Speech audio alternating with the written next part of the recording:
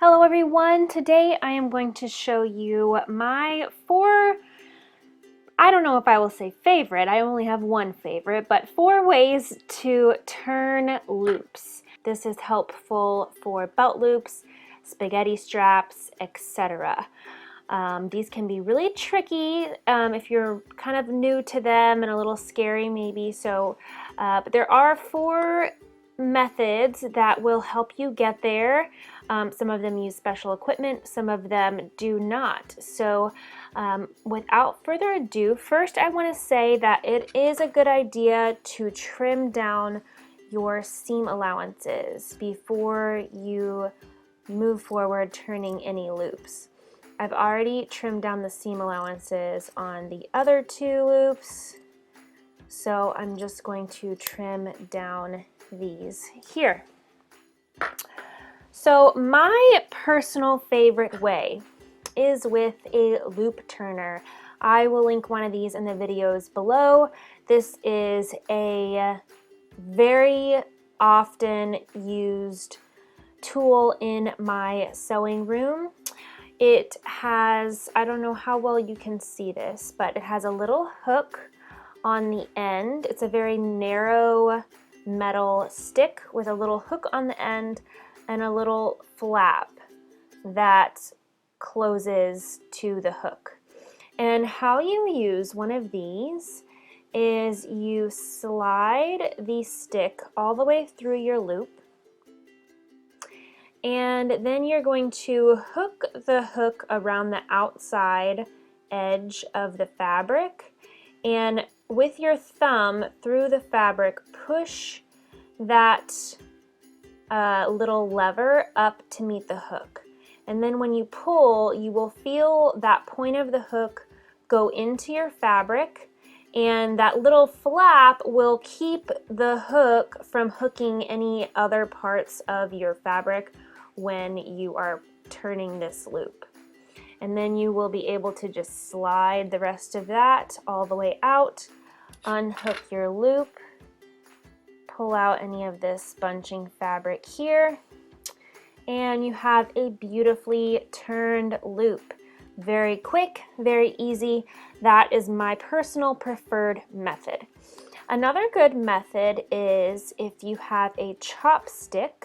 So I am going to sort of poke the chopstick into the fabric on the side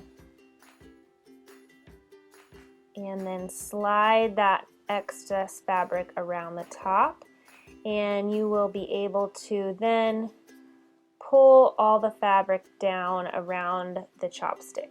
This method is a little tricky because if you don't create a good knot of fabric at the top of the chopstick, you're not really going to be able to successfully turn your loop. And there you have a turned loop with a chopstick.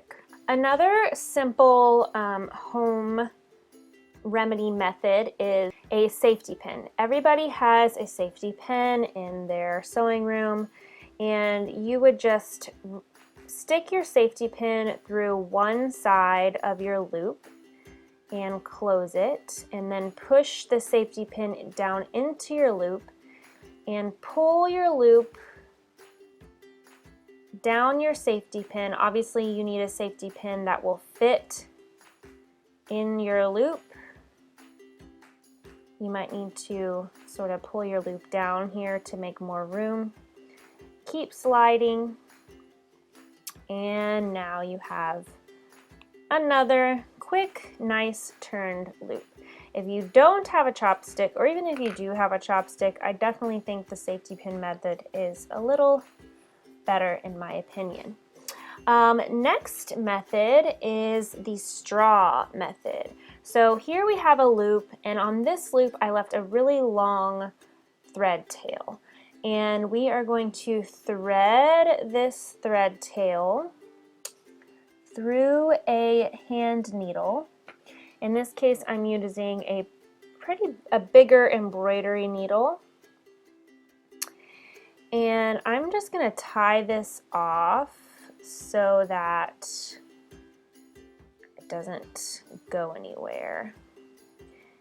And you are going to drop your needle through your fabric loop, slide it on down. This is where a embroidery needle might come into handy.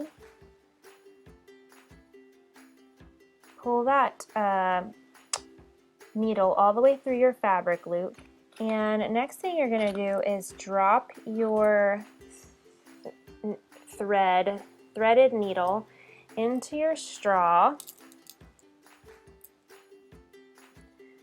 so that it comes out the other side.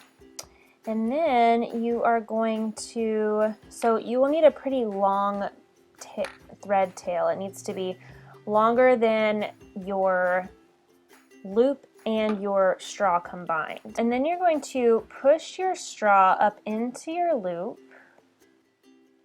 I'm using a plastic straw, one of those like reusable ones, but you can use any straw that you have.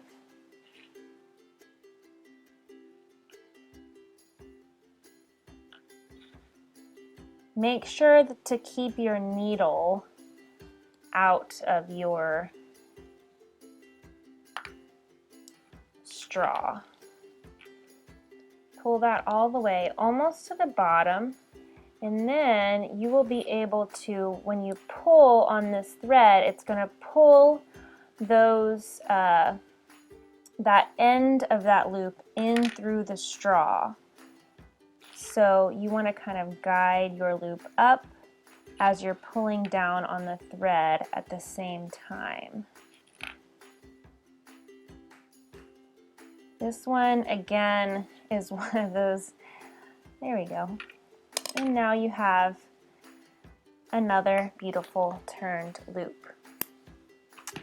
This is another one of those methods that seems cool, but is a little more tedious than the previously mentioned methods.